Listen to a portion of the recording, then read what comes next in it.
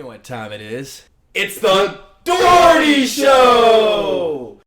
Okay, guys, welcome to the Dougherty Show.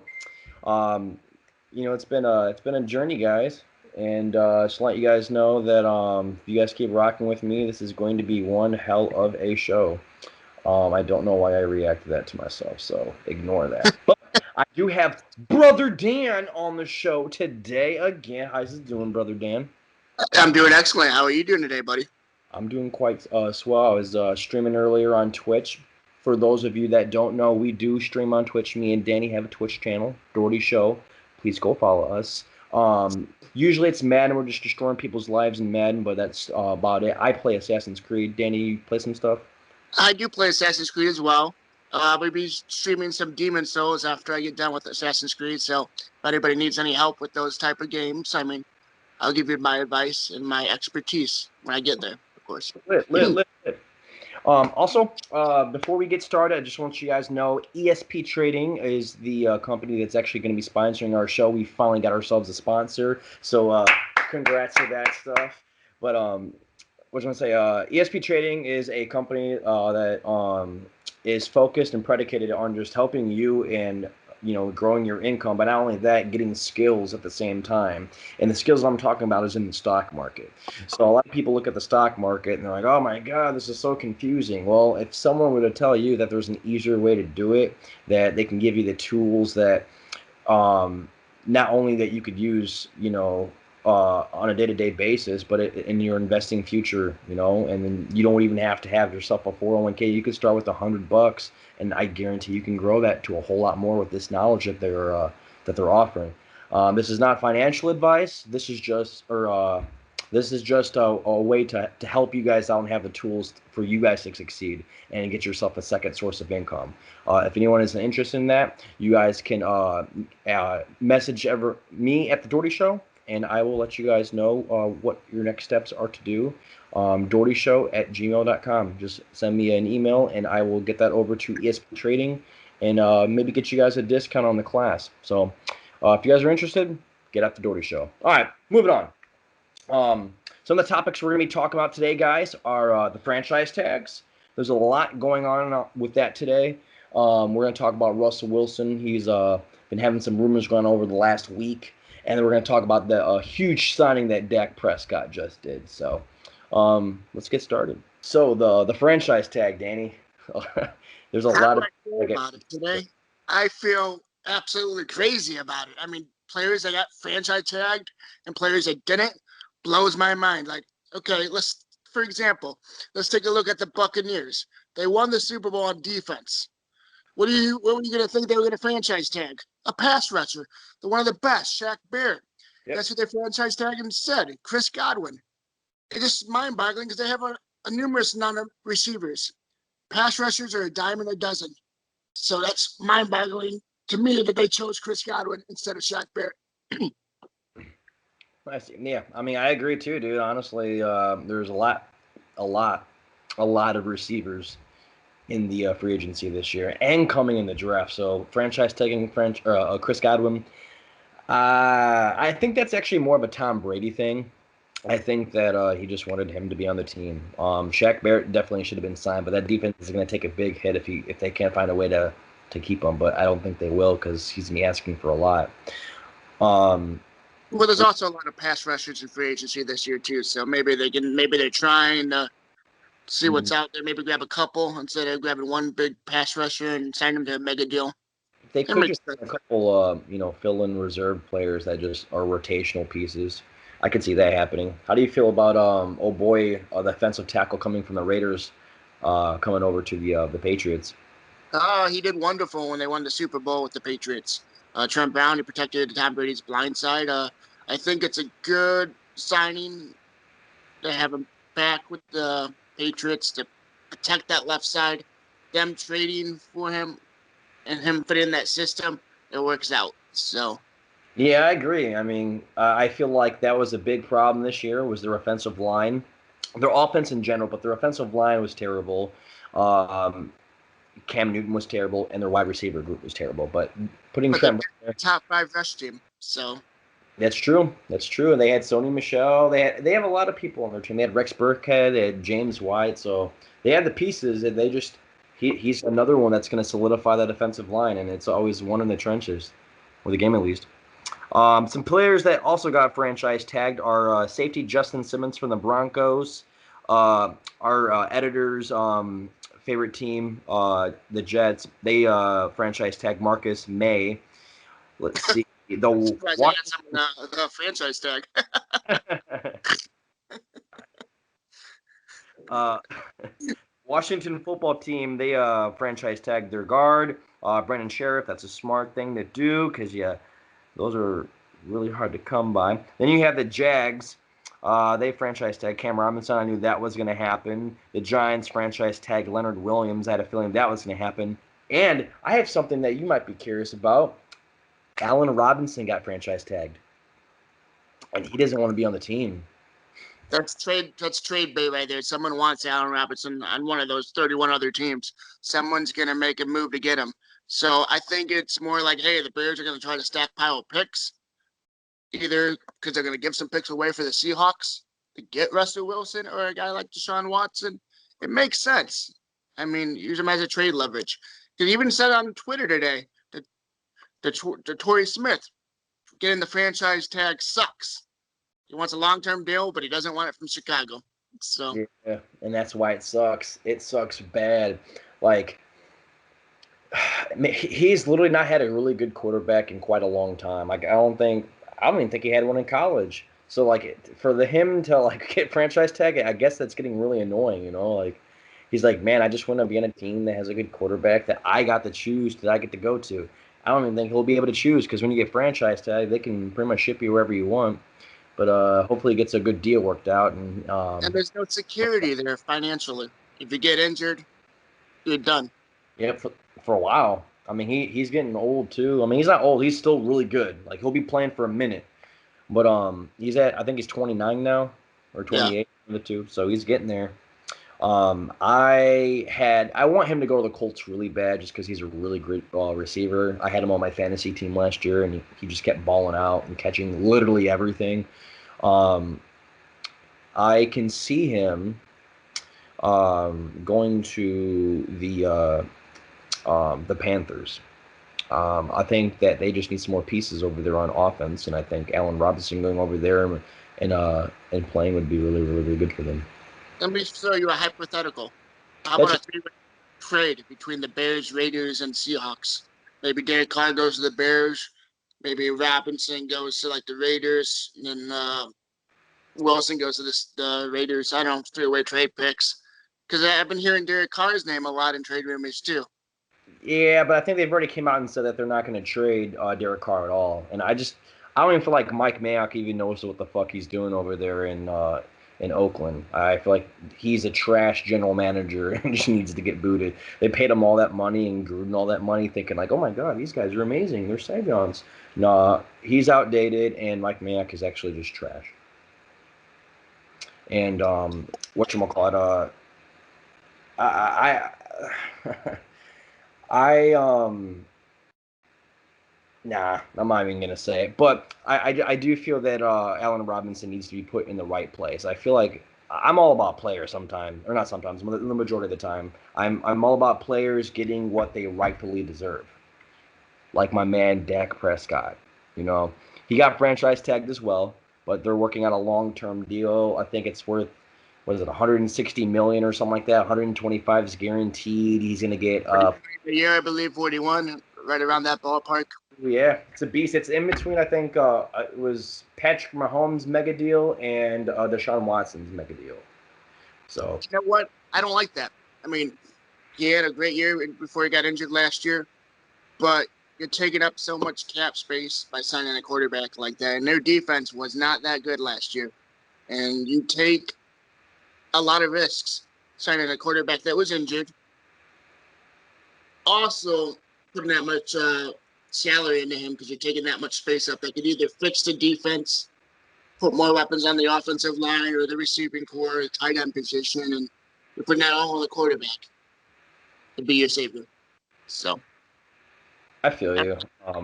I don't. I think that he deserves it. He almost threw for 5,000 yards the 2 seasons ago. Last year, he was on pace to do really, really well and got injured. And you see what happened to that team after he got injured. It literally fell apart. They had Andy Dalton, and we all realize how Andy Dalton plays. He was trash in Cincinnati. He's trash over there in Dallas. He's a good backup quarterback though.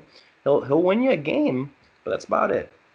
Um, and the fact that Dak Prescott got paid just shows you that he had more leverage, on Jerry Jones. Like he's probably getting that mega deal anyways through the TV deals. They're probably like, hey, we want double. No, I'm just gonna go over here. I'm gonna go chill with these people, and they're gonna give me double. It's pretty much just how it's gonna work. And he gets these mega deals, and then he's able to pay his quarterback the amount that he wants to pay his quarterback now. He wasn't gonna pay that amount before. Now we're going to knock off the Cowboys on the list for Russell Wilson. Yeah, I know. That's true. Ooh, Russell Wilson. That's a later segment, but yeah, Dak Prescott. I don't know if you guys noticed, but you guys remember the transition of Dak Prescott. Tony Romo got injured. Dak Prescott stepped in and literally took over the whole team to the point where they're like, you know what? We don't need Tony Romo anymore. And Tony Romo wasn't a terrible quarterback. Tony Romo is a really good quarterback. A really good quarterback. And they're like, you know what? We're just going to – we don't need you anymore. We got Dak Prescott now. And they were that confident then. And then them signing this contract now for $42 million, I think he has $65 million. It's the most ever guaranteed in NFL history. He also gets that too as well. That says a lot. So I feel like they're just really confident that he can, keep their team at a competitive level. All they need to do is just draft some good pieces. I mean, they already have a really solid offensive line. It's not as great as it used to be. And their offensive receiving core is still pretty good. They have Amari Cooper. They got CeeDee Lamb. I think they still have Gallup. You have that whole core, plus you got Ezekiel Elliott. It's like the offense is still there. You're just putting old boy back. They just need a defensive side now. And all you got to do is draft a couple studs, man. I would trade Ezekiel Elliott. Yeah. I don't know if I'd trade him. Maybe. Pollard. What do you think you're going to get out of him? Maybe a second rounder, maybe two. Yeah, maybe a second, third. There's already a bunch of running backs that are on the free agency list this year. I mean, why trade for one when you can just pick one up off the waiver? Numerous amount of games I watched of the Cowboys this year, like when I seen Zeke play and I seen Tony Pollard play, I think Tony Pollard is more explosive. He made more of his opportunities than Zeke did. I think he is more of a bounce to the outside runner, and Ezekiel he does everything, but he's more of that inside. I'm gonna truck you over and get some extra yards type running back. He's more of like a power back in my opinion. He's still elusive. I don't know if you remember in Ohio State, he was juking everywhere, but he's getting kind of old now. He's got to find different ways to, gain yards. My fantasy squad, and it was not a lot of points. So there was a lot of bad people getting picked first round last year. James Conner was a bust. I mean, there was a couple busts this past year. Yeah, Henry for Zeke and Carson. Yeah, Carson too, man. For early on, but towards the end of the season, he was great. He started playing exceptional. That's another fucking incident over there too. Over in Seattle, you were talking about it earlier. Russell Wilson. We'll go into that segment now. Russell Wilson, he is having beef with Seattle, and he doesn't like the way that things have been going down there lately, and he wants change, a new scenery. And sometimes, honestly, that is good. And I feel like the NFL is sort of becoming a players' league now. Like, kind of like in the NBA players can decide where they essentially want to go to. If they don't want to play for a team, they can literally just stop playing, and eventually they get traded. It's kind of like that. Like, Russell Wilson's like, I don't like the situation I'm in. I want out. I want to go somewhere else. And that's what's kind of playing out. And some of the things and rumors I've been hearing lately is you were saying, one, he wanted to go to Dallas. He wanted to go to, I think, the Bears. I forgot what the other teams were, but I think that'd be really awesome if he came to the Midwest and played for the Bears. Like, Raiders. You said what? Patriots? The Saints and the Raiders were the other two teams. Oh, Saints and the Raiders. Ooh, yeah. I mean, I kind of get that feeling that Drew Brees might be retired too. And if they trade for Russell Wilson, that team is going to be unstoppable. It's Like, hard right because they don't oh, have the cap space. I mean, they could work something out, man. But can you imagine that though? Like, let's think about that for a second. The Bears and the Saints both have really solid defenses. Bears probably have a better defense, in my opinion. The Saints have a better offensive power. But if the Bears can somehow withhold and keep all the talent that they have right now, I feel like that offense can get even better, especially Darnell Mooney. That Um, was rumors. The Bears were in for the Seahawks trade for Russell Wilson. I heard they'd have to give up some picks, Walcon Smith, Johnson, I and I've think also other trade trades. Khalil Mack, yeah, get rid of that cap space. yeah, Make some more cap space. I trade mean, Khalil Mack for Russell Wilson, and then maybe give away another first round pick, and then maybe a second rounder. Boom, call it a day.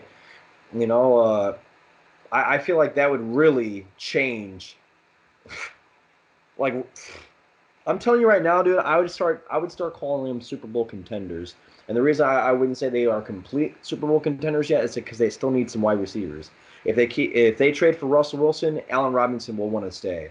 Okay, and then you also got Darnell Mooney, which I like him. They can draft another stud.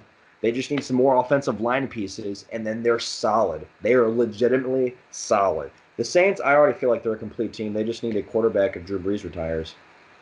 Every year I say it, like they just keep getting better and better and better. I don't know what it is. They have really good talent scouts over there. They just know what it is, and boom. And last year was a tough year with COVID going on too. yeah, exactly. So what's your thoughts about Russell Wilson possibly either going to the Bears or the Saints or even the Raiders? Raiders, I mean, I think if that were to happen, it'd be a three-way trade between the Bears, Seahawks. But I think the more logical landing spot would be the Bears at this point. If you look at the Saints, they don't have the cap space for a player like that. And Drew Brees hasn't went out and said he's retired yet. So it seems like a logical fit, the Bears. And the offensive line of the Bears, that last 5-game stretch, played really freaking well. The running game was probably looked like a top 5, top 10 running game. It's true. I mean, they're beasting. And he broken tackles. Montgomery, he was behind Dalvin Cook and Alvin Kamara's broken tackles. So he played really well behind that offensive line, and it was a monster. Having a guy like Russell Wilson utilize their talents together, I mean, it'd just be monstrous. And same thing with Allen Robinson. So I think it'd be great. And having a guy like Jimmy Graham out there that's played with Russell, I think he kind of pitched the idea to come to Chicago. So it just seems like a logical fit. And the market. I also feel like I'm kind of a fanboy when it comes to that because the Bears are my second team. I like the Colts number one when it comes to picking a second team, and I like to go in the NFC. I like to pick the Bears. But yeah, go on through your saying. I'm sorry. It just seems like a logical fit. I mean, they'll have to give up players on defense because that Seattle defense was not that good last year. If I'm not mistaken, they were bottom barrel of the NFL. So you have to give up some of your studs on defense, which is all right. I mean, this year they did pretty good. Jamal Adams, beast. They pretty much replaced Earl Thomas with them. Who else? They got Carlos Dunlap on there now.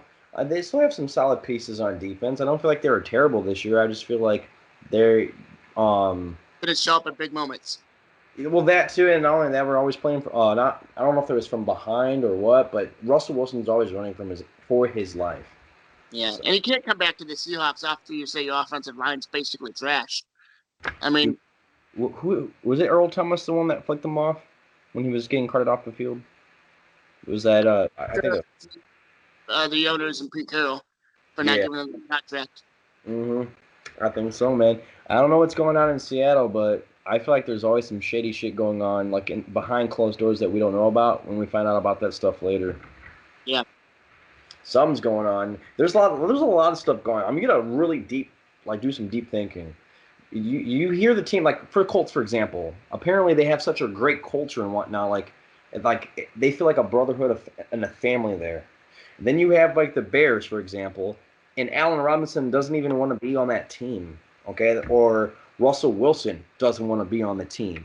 Deshaun Watson doesn't want to be on the team. When you have players that don't even want to, Carson Wentz didn't want to be on the Philadelphia Eagles. It's like when you have players that don't want to be on a team, there is a problem. And I always pick that stuff out now because when we had to deal with that stuff with Ryan Grigson and Chuck Pagano, Ryan Grigson was such a dickhead. You can ask Pat McAfee. Apparently, he just would never talk to anyone. Really, there was no communication. He was a really big jerk to people. It was either his way or the highway, and it just ruined the culture there. No one. It's like going to work for a job that you don't like working for every single day. It becomes boring. You're dealing with multiple different personalities. So when you're a GM and you bring in a coaching staff or you interview people for being the coaching staff, you got to deal with multiple personalities. You want to bring someone that is like to be personable with everybody and like create a locker room setting that everybody wants to play for this team or this organization. I'm like, hey, I want to go out there on Sundays, Thursdays, or Mondays and just give my best. You know what I mean? Like, if you're in a poisonous atmosphere and I'm going to be a dickhead to my way or the highway, it's not going to work like that. And that's why your Indianapolis Colts didn't make it very far. You ain't lying, man. Like, we were so bad. Literally, Andrew Luck got injured for one of the seasons, and we just went terrible. We had Jacoby Brissett, and then, like, it literally just showed everything. We had no offense, anything. We were last in every category. Yeah, he would still be playing to this day, probably. He probably would if we didn't have Ryan Grigson. And I mean, Chuck Pagano, I like him as a defensive coordinator, and that's it. I don't like him as a head coach. His cliche bullshit.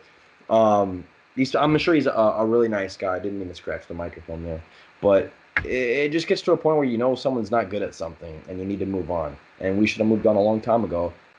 When we had Bruce Arians on a team, and he was our interim GM, and he did phenomenal. He did better than Chuck Pagano did. Shit, we should just stuck with Bruce Arians or at least retained him. Nope. Risk it, no biscuit. It's like, fuck. But yeah, that's going to complete our show for the day, guys.